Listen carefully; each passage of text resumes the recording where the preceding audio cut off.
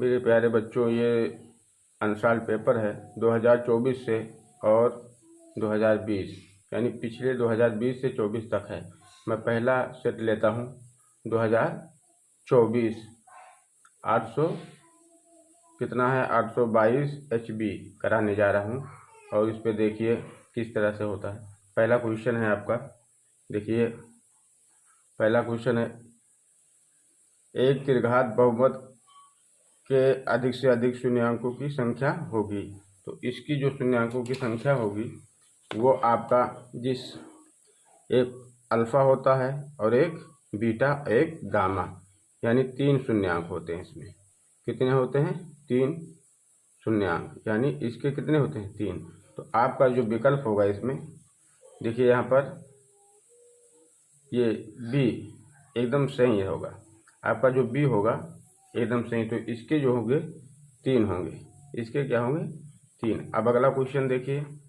अगला क्वेश्चन है, संख्या 140 का अभाज्य गुणनखंड होगा। 140 का अभाज्य गुणनखंड होगा। तो देखिए इसको ऐसे इसका फैक्टर कर लीजिए। 140 को जब फैक्टर में तोड़ोगे तो 2 सत्ते 14, यहाँ 0 बचा। फिर आप 2 से कटेगा तो यहाँ पर 2 तियाँ 6, 1 बचा, 2 पंचे 10। फिर 2 से कटेगा तो यहाँ कटेगा, फिर 5 से कटेगा, 2 से नहीं कटेगा, 5 से, 5 सत्ते 35। फिर 7 से कटेगा, 7 करने 7, यानी 2 2, यानी 2 के पावर 2 आया।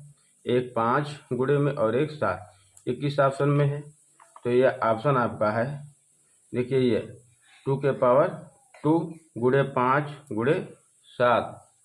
फिर अगला क्वेश्चन क्या है, देखिए भाज्य, भाजक, भागफल एवं शेषफल में संबंध क्या है, ये देखिए आप। तो यहाँ पर आपका जो है, देखिए ये आपका, तो यहाँ आपका होगा, यहाँ पर देखिए इसको एक थोड़ा सा एग्जाम्पल देकर बता रहा हूँ। देखिए इसका ट्रिक याद करने का। मान लीजिए यहाँ पर 17 है, आप इसको 2 से भाग कर दीजिए। तो ये आप भाग करोगे, 2 2 8 16, यहाँ बचा 1। तो ये आपका जो बीच वाला है ये भाज्य है, ये भाज्य है, और ये आपका भाजक है, और ये आपका भागफल है, भागफल है, और ये आपका शेषफल है, शेषफल। यानी भाज्य बराबर होता है, देखो इसका गुणक होता है। अगर हम भाज्य बराबर लिखना चाहेंगे तो भाज्य बराबर आपका हो जाएगा, भाज्य बराबर भाजक गुणे भागफल, भाजक गुणे भागफल प्लस शेषफल। ये अभी ये देखिए कौन से ऑप्शन में, तो ये आपका ऑप्शन देखिए कहाँ है, भाज्य बराबर भाजक गुणे भागफल प्लस शेषफल। ये आपका सी नंबर सही हो जाएगा, यानी आपका जो है सी नंबर करेक्ट। फिर अगला देखिए समीकरण, इतना और इतना के युग्म का हल होगा, अद्वितीय होगा कि 2 होगा कि अपरिमित, परिमित रूप से अनेक की उपयुग्म में से कोई नहीं। तो इसको आप हल कर दीजिए। इसको हल कैसे करेंगे आप, जो समीकरण है उसको लिखिए, x + 2y + 5 = 0। तो x + 2y + 5 = 0, यह पहला समीकरण है।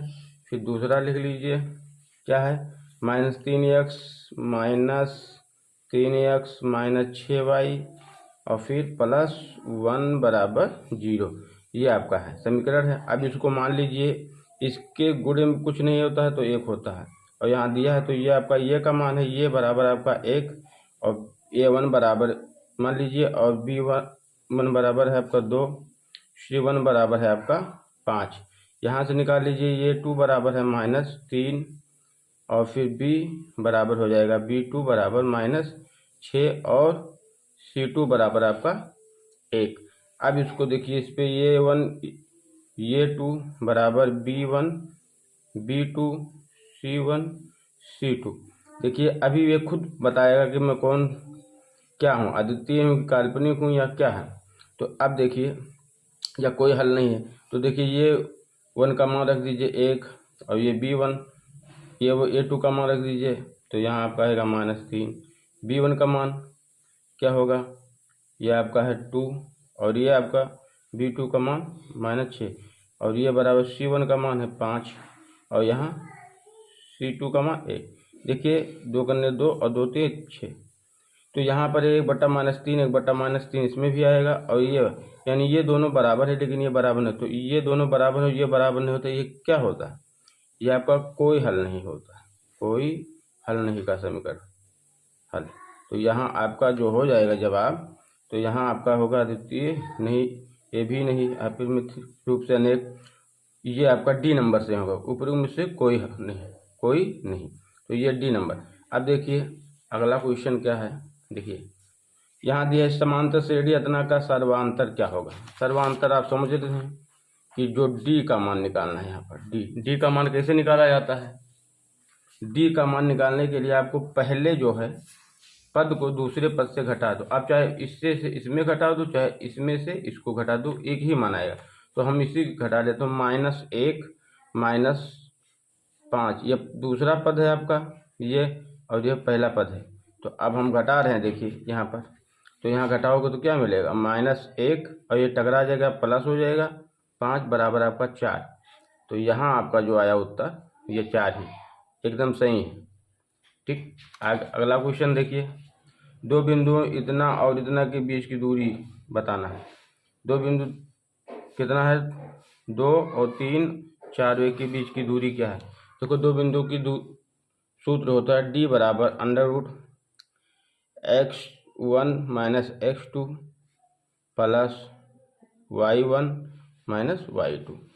आप इसको दूसरे तरीके से भी लिख सकते हैं, x2 - 1 - x1 और y2 - y1, फिर दोनों का होल स्क्वायर कर दीजिए। तो इसमें रखिए, देखिए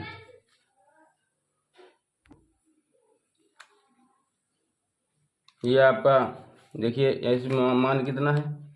ये आपका मान है 2 3 4 1 x1 y1 x2 y2। ठीक, इसमें रख दीजिए। तो ये आपका हो जाएगा, देखिए ये आपका कितना हो जाएगा? x1 का मान कितना है? 2 है। x2 का मान कितना है? 4, स्क्वायर कर दीजिए, प्लस y1 का मान कितना है?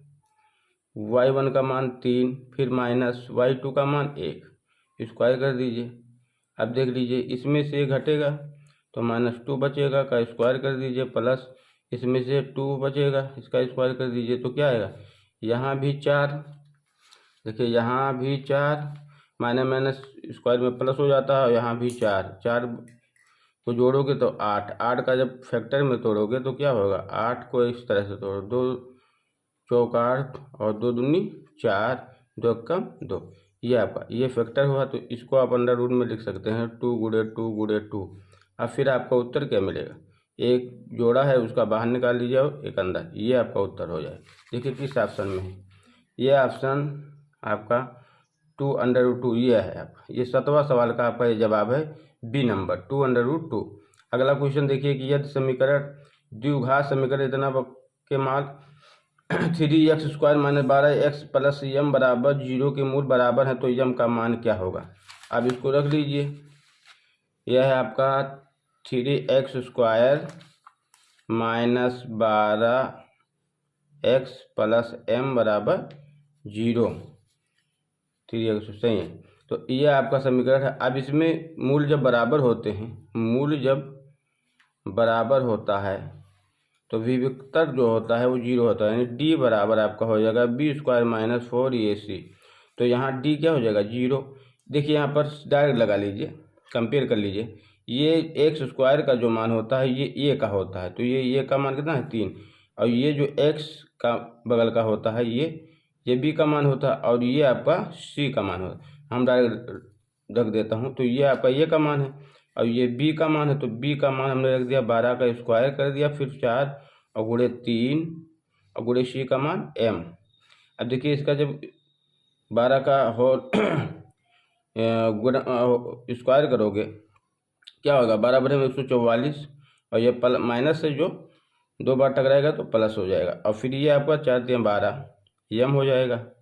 अब अगर इसको हम माइनस से उधर ले जाएं तो क्या होगा, 12m हो जाएगा बराबर 144। m से कटा दीजिए यहीं पर, 12 करने 12 बराबर है 144। m का मान कितना है 12। ये आपका जवाब है। किस ऑप्शन में है, तो 8वां का आपका जवाब है डी। ठीक, ये 12 आ रहा है, m का मान 12 आ रहा है। फिर 9वां क्वेश्चन देखिए, ये 9वां क्वेश्चन। एक समबाहु त्रिभुज एबीसी को भुजाएं 2a है तो उसके प्रत्येक शीर्ष लंब की लंबाई होगी।